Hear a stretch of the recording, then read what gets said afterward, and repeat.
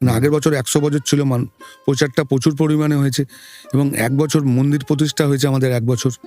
এই প্রতিষ্ঠায় 1 বছর ধরে মানুষ মন্দিরে আসছে, আমাদের মাকে দর্শন করছে, তারা চাইবে যে মায়ের বড় মূর্তিটা দর্শন করব। মানে প্রতিটাই প্রতিষ্ঠা করেছি আমরা, মানে মায়ের যে বাইরে পুজোটা হয়, যে মাটির মূর্তিটা হয়, ওটার উচ্চতা 21 ফুট, সেটারও গয়না সব সোনা এবং রূপো, এবং সেই ঘরটাও আমরা প্রতিষ্ঠা করি ওই দিনকার জন্য। আমাদের যে কমিটি আছে নৈহাটি বড়কালী পূজা সমিতি ট্রাস্টের নামে উৎসর্গ হয়, এবং মন্দিরে যেটা আছে সেটাও ওই নামেই হয়। মানে আমাদের কিন্তু দুটো আছে, একটা সোসাইটি আছে নৈহাটি বড়কালী পূজা সমিতি, আর একটা হচ্ছে নৈহাটি বড়কালী পূজা সমিতি ট্রাস্ট। দুটো নামে দুটো উৎসর্গ হয়। আচ্ছা আচ্ছা, আপনারা যদি একটু আপনাদের পুজোর শিডিউল বা অঞ্জলি দিতে গেলে কখন কি আসতে হবে, দর্শন করার জন্য কোনটা সুবিধাজনক সময়, একটু যদি একটু ডেসক্রাইব করে দেন। দেখুন, আমাদের পুজো 31